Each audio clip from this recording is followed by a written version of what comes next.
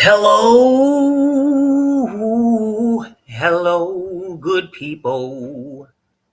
Hope you are doing all right. Hey there. What's up, y'all?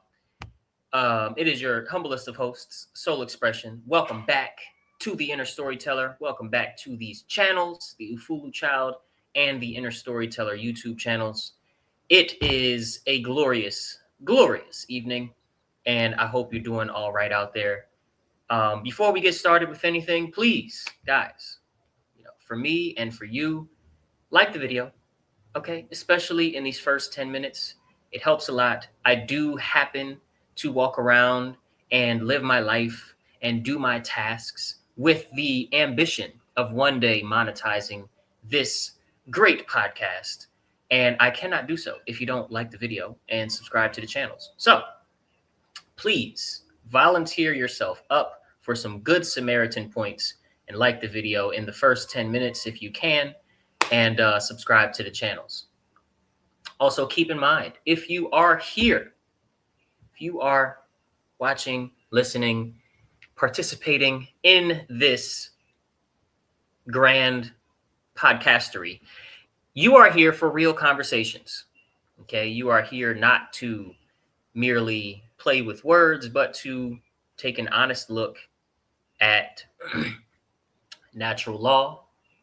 We talk about religion, the good, the bad, the ugly, and the great, money, anarchy, culture, and how mankind is manipulated by forces that do not have our best interests at heart because they are completely evil. Okay. And I say we talk about religion, the good, the bad, and the ugly, but we are not bashing faith systems here. We are not calling people stupid for having a religion. We are simply examining the psychological affects and effects of the stories that we have the most faith in, the stories we have the most stake in. And the ones that we have the most stake in help shape society. And so our examination of these stories has to sit right alongside an honest look, a brutally honest look, if you will, at the current human condition. The current condition of humanity is slavery. Government is slavery. And the question we have to keep coming back to is, what can actually be improved with a proper understanding of the inner storyteller and how it works? And if any of that makes you a little uneasy, makes you a little angry, or makes you want to turn away, please be reassured. Although you are 1000% encouraged to stay and face those feelings, you are, of course, also welcome and free to leave. And with that being said, before you're allowed out, you have to like the video. But with that being said, we are going to get into today's discussion. Today, we are going to talk about conspiracy theories. Okay, we are going to talk about how the apparatus of the ruling classes' tools and methods for mind controlling the populace work, how they work so well. And basically, we're gonna get right into it. Okay, we're gonna get right into it. So listen close. I'm not doing a presentation today, as you can see, but I do have my notes, and I want you to really follow the progression of today's episode, because it should leave you with feeling empowered and not simply feeling like you just want to throw the whole world away when we get to the end here. So here we go. Today, I want to open up with a talk about conspiracy theories. Dun, dun, dun. Conspiracy theories are theories, hypotheses, unconventional potential explanations, and the like for efforts done in secret that cause harm to society or a group of people in some way. Usually, with lasting consequences. They are often proven correct, although the mainstream media and academia will have you think that they are rarely proven correct. But regardless of the frequency, there is more than enough evidence to conclude that conspiracy theories are not merely guesswork of crazed individuals hell-bent on destroying the government or going to war with the elite. They are, in fact, useful thought experiments, leads in stories, and when proven true, often evidence of a larger conspiracy. Here's how.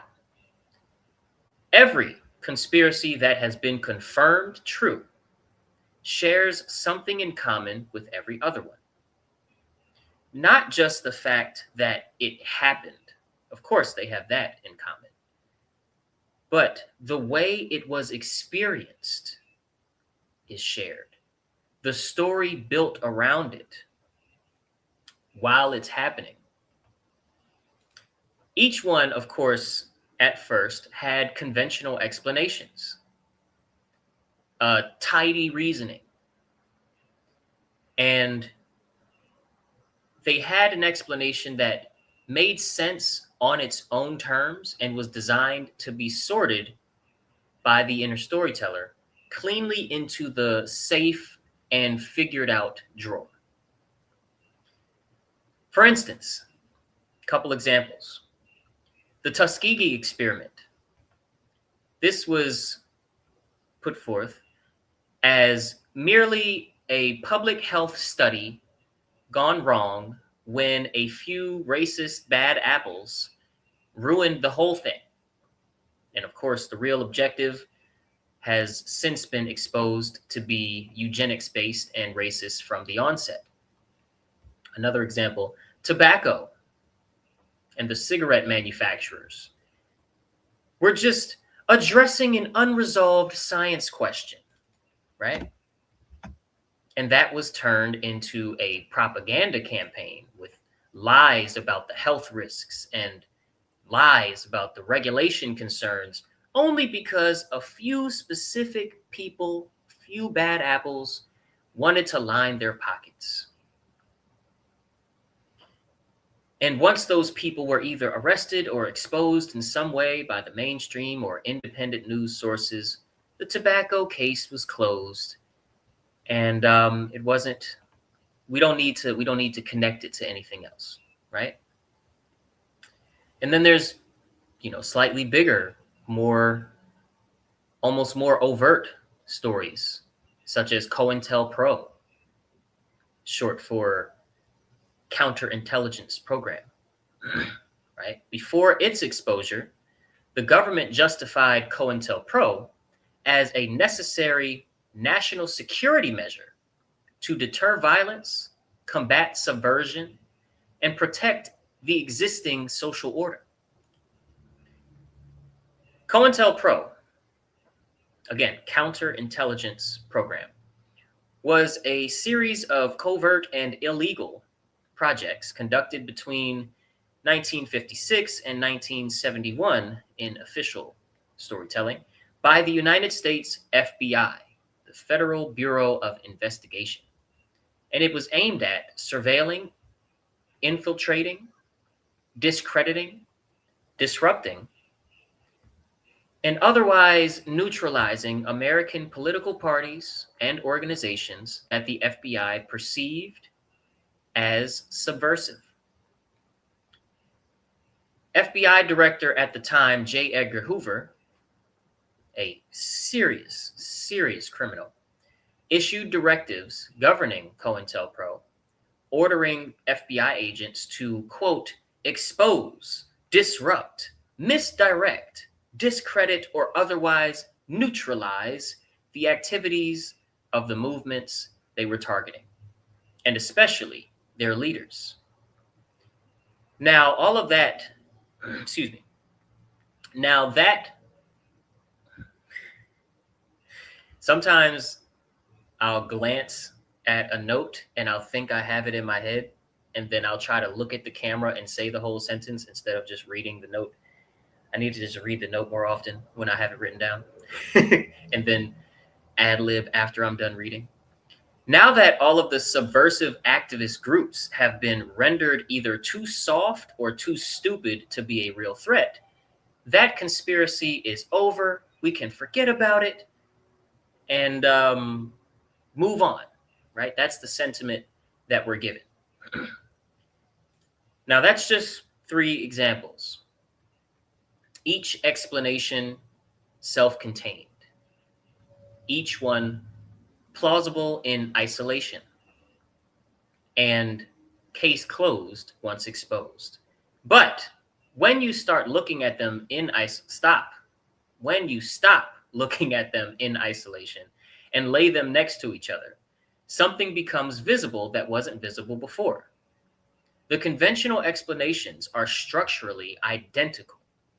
It's the same architecture, the same moves on the chessboard. And underneath that, often the same names, whether of organizations or people. Chase and the Chase Bank families, the Morgan families, they show up across multiple confirmed conspiracies, including the bankruptcy of the United States, the creation of the Federal Reserve, and the conversion of our currency to be made up value requiring accurate accounting for the valueless symbolic transactions, right? The Morgan family was exposed for plots to sink the Titanic, exposed for funding the Nazi Party in Germany. Also, you may have heard of BlackRock, Vanguard, and State Street, the investment firms at the top of the economic food chain. The same investment firms and financial institutions keep appearing as top owners of various product distributors and manufacturers that are later investigated and found to be poisoning Americans by the thousands. You've seen the commercials. Have you been injured by blank pharmaceuticals? Have you been harmed by blank food distributors? You may be entitled to compensation. We have the lotions, the makeups, the nail polish, the cosmetics, lawsuit after lawsuit pointing back to the same places. And for some reason, BlackRock, State Street, Vanguard, and others keep showing up in the room. Now, there is a reason that the same people, the same groups, the same entities, the same boards always appear behind the same behavior patterns across industries, decades, and even continents. And part of that reason is, of course, an alleged group of ultimate orchestrators and puppet masters. And that explanation makes perfectly logical sense when you look at the connections. But I put that that is only part of the reason the same people keep showing up. Because the thing driving the behavior patterns at its root is not energy. It's not just bad juju, okay? It's not the spirit of Satan that keeps hopping hosts and making the same choices with a different face. It's not even, like greed in the simple sense, right? What's behind the behavior is a storyline, good people. Formulaic in its nature, the story that is present in the collective inner storyteller and collapsed into reality of thought and action of the ruling class is so simple and so subtle that upon learning what it is, you're bound to notice that you, indeed you, one of the 99%, one of the us, you may be running the same story. Respectfully. It's not a true story. Indeed, it is a lie.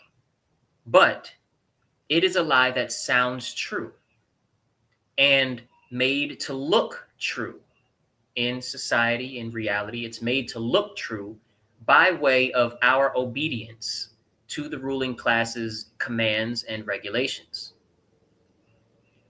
The kind of story that forms around common phenomena, common behaviors, common concentrations of power, right?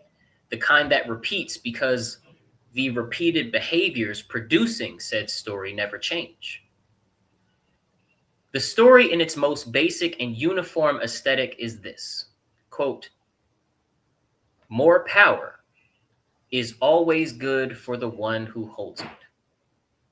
Again, the story is more power is always good for the one who holds it. Think about that for a second. That story is old enough that most people running it have inherited it rather than creating and choosing it of their own accord and of their own observation of nature. Nature does not teach that more power is always good for the one who holds it. This is a story inherited by way of intentional passing down of the story by those running it before you were born. Most individual storytellers are pre-exposed to this story's enticing grip, even by the time we are entering into the government school system, meaning kindergarten.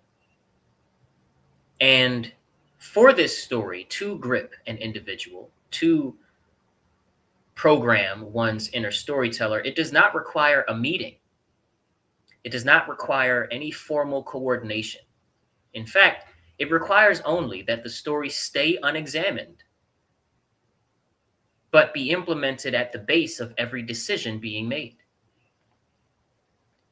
That is the inner storyteller operating at civilizational level, a civilizational scale. And the same mechanism that makes an individual protect a story like that they've never looked at directly, or protect a story scaled up, institutionalized, resourced, and running across generations, is the mechanism called the collective inner storyteller. Now, we've talked about the science of how the inner storyteller is functioning within the brain, within the mind, right? Within the being itself. We know that the inner storyteller is what is responsible for collapsing the infinite potential, whether it's infinite potential of thought forms or infinite potential of physical manifest particles, okay, into what we actually experience in thought form or in our life, dynamic life. And the reason why it works is the same reason why it has always worked, which is that nobody had the proper name, nobody had a means of examining it, okay? Nobody made us, the 99%, aware of it until now, right? That's why you're here, good people. That's why you come and you watch my show and you listen to my words, good people, because, you know, it doesn't have to keep working like this. We don't have to continue down the same pathway, good people. Now, here's where it gets personal, okay? Not personally emotional, but personally applicable to you, to your inner storyteller specifically. I want you to imagine that you knew the exact number of people in the world currently running that story. More power is always good for the one who holds it. Imagine that number was displayed somewhere, a count, if you will. What would that do to your desire to learn? Now, not your desire to merely consume information casually or collect knowledge the way people collect opinions, but to actually pursue the kind of focused, purposeful knowledge that is required to make the world better in ways that last. How would knowing this number affect your efforts to achieve the shared human objectives that we discuss ad nauseum on this channel? The shared human objectives of more freedom, more cooperation, more harmony, peace, safety, and sustainability, less coercion, less corruption, less collusion, and less trampling on our freedoms. For most people, the honest answer is that the number, presumably huge number, would probably feel very defeating. If we knew the actual affect and effects of this story that's running, if we knew the terror that these people,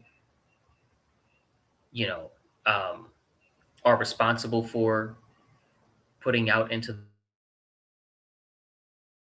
the world, and we knew that the story was causing it, and we knew the exact number of how many people run that story, especially if we also knew intuitively that we are one of the people contributing to that number, most people would feel defeated.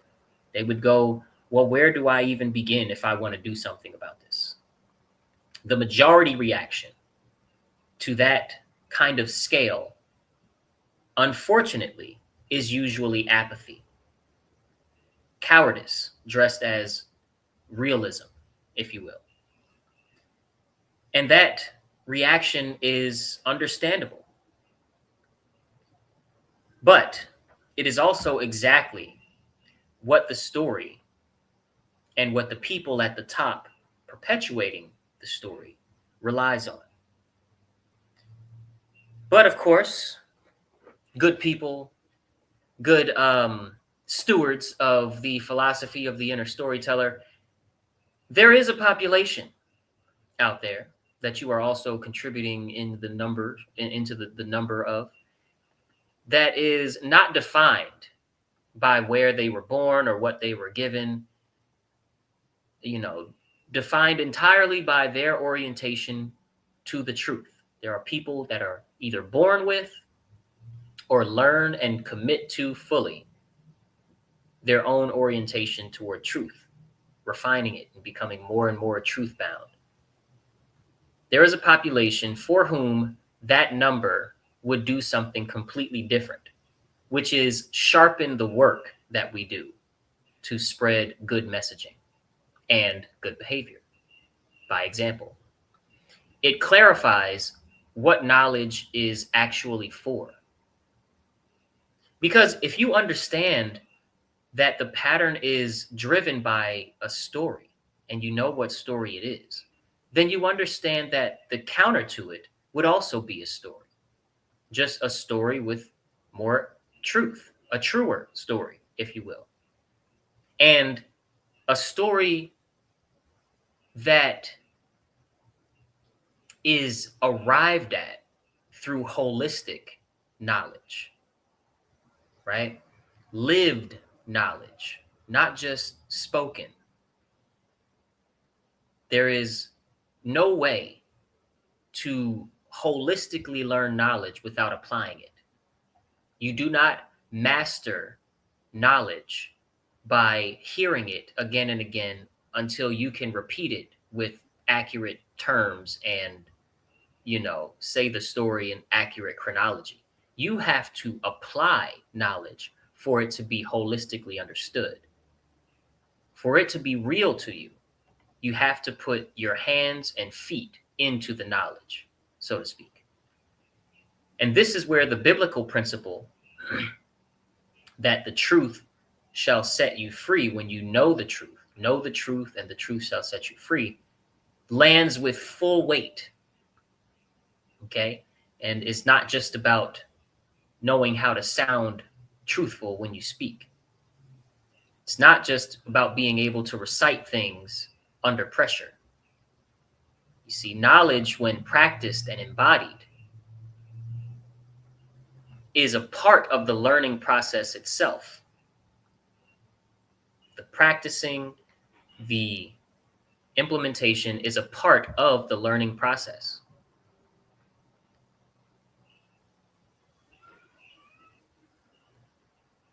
You master knowledge by practicing it until it is no longer information that you hold, but is a part of who you are. And that is what separates people who hear the number, right? Let's say it's 5 billion, who hear the number of people running that story, and their work sharpens, right? And that's what separates people who sharpen their work from those who hear the number and shrink or isolate into apathy. It's not intelligence, it's not access, it's orientation to truth. And orientation is a choice, and it's a choice that has to be made again and again and again, every day, throughout the day, every action taken and every action avoided. The younger a person is, when this begins, the more organic the input has to be. And organic here does not mean, simply like gentle or slow taking in the information. It means sensory rather than rhetorical, right? When you're trying to teach a child something, you have to put their hands and feet into the knowledge. And the younger that they are, the more that is necessary. A child does not receive a true story by being told a true story alone. They receive it by living inside an environment where it is being demonstrated consistently and by the people that they trust most to give them stories. The body will learn before the mind can name what it has learned. Reality is not experienced in words, right? Now, one thing that we understand here on this channel is that the inner storyteller, is that the inner experience is always in story form. But that story form does not mean words, right? I can create a story with pictures. I can make a picture book that has no words in it and tell a story from beginning to end that's understandable across languages and across time. So story form does not mean word form necessarily. And it's important to know, if we are going to raise our children a certain way, that the body learns before the mind can put words to what it has learned, right? This is not some poetic observation. This is the sequence that real curriculum is built on. Curriculum being used loosely, not to mean, government regulated lesson plans. So living the truth is the content. Living the truth is the work. Nothing, by the way, presented in this episode constitutes any direct legal accusations against any named individuals like JP Morgan, Chase Bank, or institution or company, BlackRock, whatever. I'm not throwing out accusations here. I'm simply referencing a pattern, right? And referencing illegalities that are drawn from the public record confirmed reporting and in several cases admitted fact. Okay. The observation that these patterns share structural and personal overlap is a reasonable conclusion from that record. And whether that overlap rises to the level of coordinated intent to harm is a question that evidence would help conclude if presented in a courtroom. But it's not my intention to be a judge. So just understand, the things I talk about on this channel and in episodes like this, when I name institutions and I name families and I name behavior patterns, it's just that it raises loud enough questions that deserve to be asked by the public, and those people and those actions deserve to be named without apology. Okay. But we have to learn to live the truth. We have to learn the importance of putting our faith in our works and our works in our faith. And with that being said, good people, I want to remind you to like the video. Okay. Subscribe to the channels. Leave a comment of more than 6 words. Do all of the algorithm stuff on my behalf because you like my show. And share this out, right? Tell people that if they don't watch it, they're missing something in life, that if they weren't missing it, they would feel happier or something. I don't know. Give them a reason. And I will see you all tomorrow for the next one. Very, very excited. Oh, I have an announcement today. Let me go to my friend's really quick profile so I can pull up, what is her name on here? Here it is. Okay, and then I just need is this? No, that's not it. Oh, okay. Maybe it's only, yes. Ha ha ha ha ha ha ha ha. See the post. Okay. Go away. Share screen. Share screen. Boom. And then I have to add it to the stage. Yeah, you see, I didn't forget that time. So, Danceversity. Follow them on Instagram, Danceversity. They're in Austin. The ultimate community vibe is back. We bring you Unity Night, a community jam where, as you can see, Ufuluchild, me and the wife, we will be performing Friday on the 29th. So that's this upcoming Friday. And it's a very exciting time. We are going to be doing some music for you guys, and you should come through, whether it's in person or you just, hit our emails and demand that we get some footage out to you. We shall concur and do our best to accommodate those that can't make it in person.